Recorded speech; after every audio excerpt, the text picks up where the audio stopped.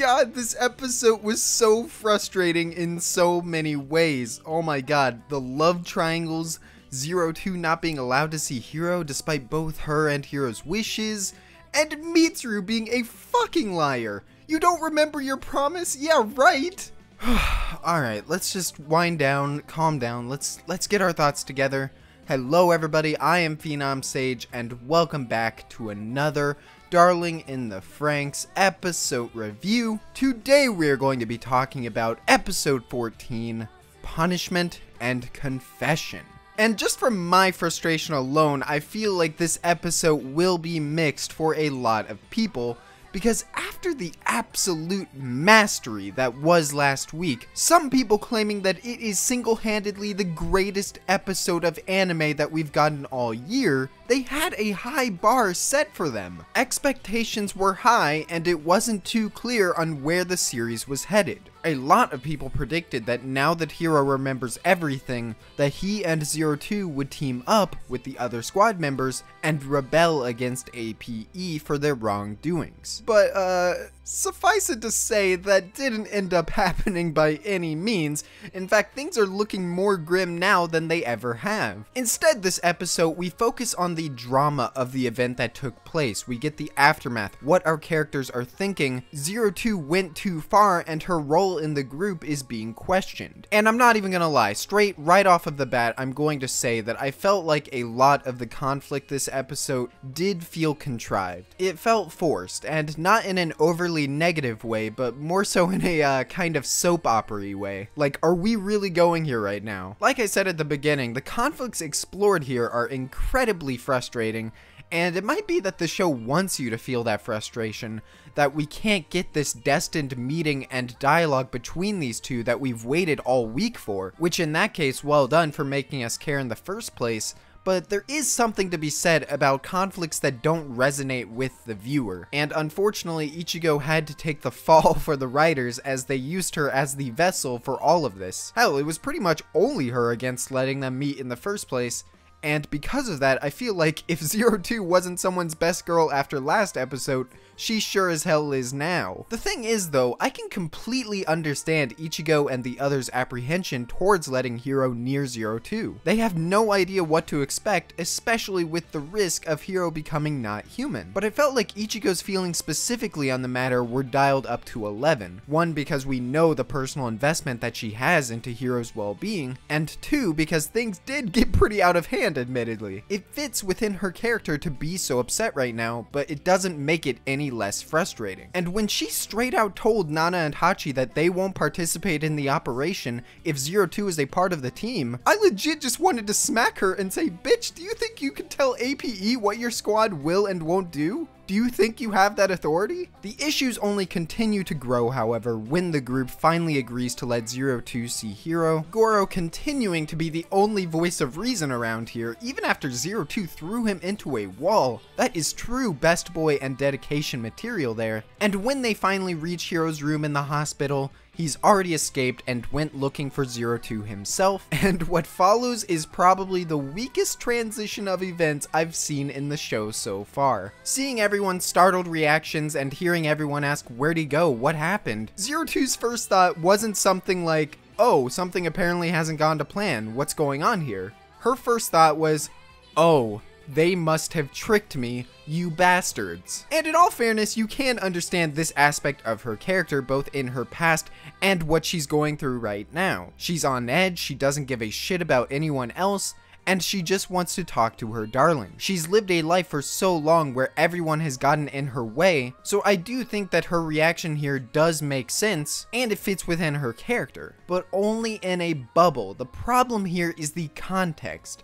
The context itself here is very weak, and I feel like they could have built up to this so much better. They could have set this up in a more meaningful way. Maybe place it in a different set of circumstances altogether so her reaction makes more sense, because I can defend her reaction for sure, but I understand why a lot of people wouldn't like this turn of events at all, because it does feel very forced. It was at this point that I was scared for Ichigo's life. I was frightened that 02 would straight up throw Ichigo out the window Mace Windu style. 02's about to channel Ozymandias up in here. But in the end, Hiro made it back in time, only to see the atrocities Zero Two was committing, and without getting any payoff to the conversation that we wanted to see happen, Hiro says that in this moment, Zero Two is truly a monster, and that's that. They're saving that true meetup and talk for later on in the series, I assume, so we don't really get the answers to a lot of the questions we've had since last week. We do, however, get confirmation that Zero Two really didn't remember Hiro at all, despite remembering the past. And again, this was something that you guys brought up a lot, that she did remember what happened in the past, she just didn't remember Hiro specifically. And again, I have to question how? We still don't know why she didn't know who he was. Did she just have her mind selectively erased? Is this something that Dr. Franxx did intentionally? Who knows? Hiro also has some of the questions that we posed last week as well. Was she planning on this all along? Was she using him? And I want to touch on this, but I'll talk about that in a bit. Despite these questions being asked, we did get one key answer provided, and this was something that you guys brought up in the comments last week, and I was just punching myself wishing I had noticed this while taking my notes. Last week's episode had a beautiful scene between Hiro and Zero Two as children, where Zero Two is injured and Hiro ends up licking her wound to try to make her feel better. I enjoyed the scene, but I didn't know what it represented other than just an intimate moment between the two. However, it's in this episode that Hiro contemplates on that moment and realizes that the reason he's able to pilot with Zero Two more than the other Stamens have been able to, more than 3 times, is because he consumed her blood. It explains why his yellow blood cell count is much higher than a normal human's, and why he hasn't been able to pilot with anybody ever since then, and why his aptitude scores continue dropping. This is even more fascinating to me because it tells me that Dr. Franxx doesn't know about this little detail. If all it took was to have someone consume Zero Two's blood, then they wouldn't need all of these Stamens to sacrifice themselves for her to pilot with. Speaking of, I find it funny that they just have a whole column full of Stamens ready to give their lives for Zero Two, and I just wonder where they got them. Is this APE's orders? Saying go die with Zero Two. The pitch was essentially, you can have the best sex you've ever had, but you'll die after 3 times. But no, now we have to get into the true heart killer this episode.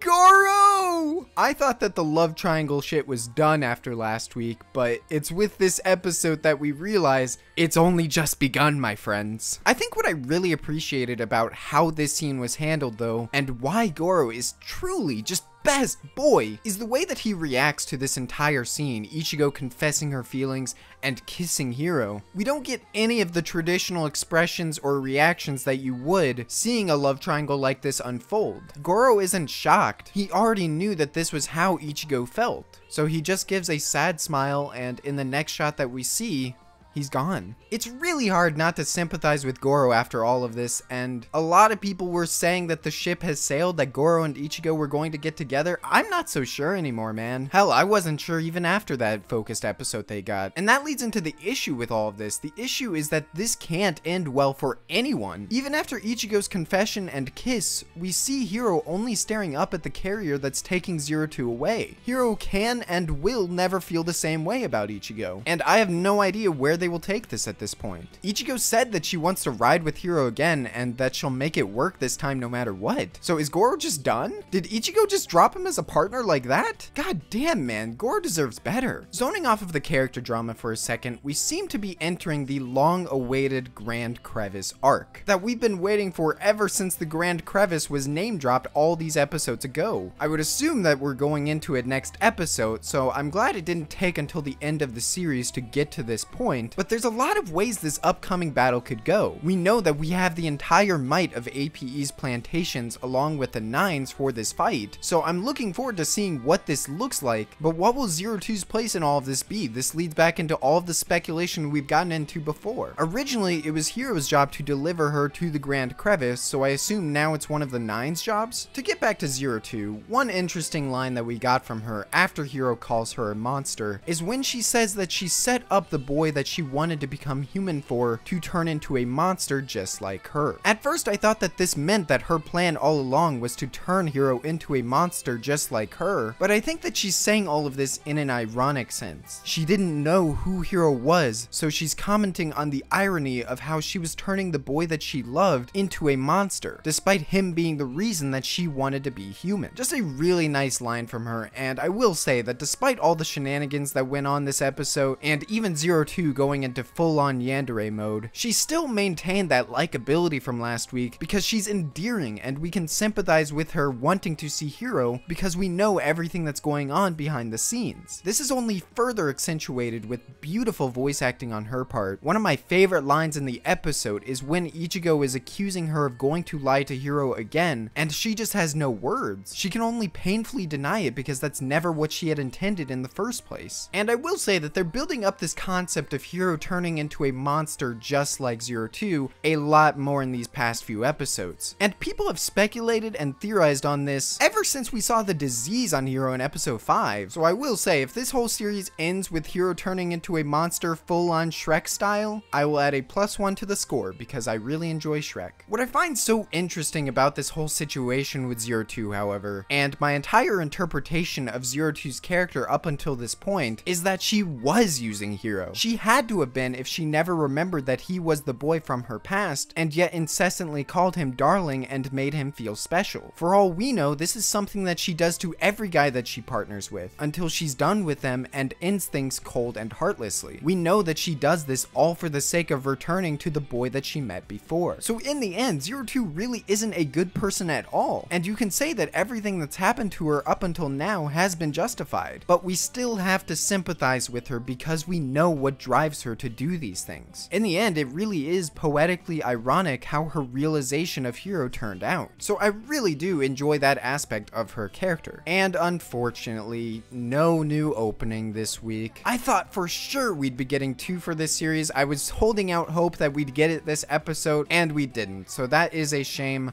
But oh well. This show does make up for it with the fact that we're probably going to be getting like 6 or 7 EDs by the end of it all. But that has been all from me for this Darling in the Franxx episode review. Thank you all so much for watching this. As always, I really appreciate hearing what you guys have to say. I love your support, and I really am interested to see what the split is in the comments with people who loved this episode and people who hated this episode. So go ahead, comment what you thought down below, and if you enjoyed this review or anything I had to talk about at all, I would really appreciate it if you liked the video. It helps me and my channel out a lot. And of course, if you want to see more reviews like this in the future, make sure to subscribe so you don't miss anything I post. Again, I really appreciate all the ways that you guys support me. It makes putting out these reviews so worth it because I get to share my passion with you guys and I get to receive your passion in turn. And of course, as usual, have a great day.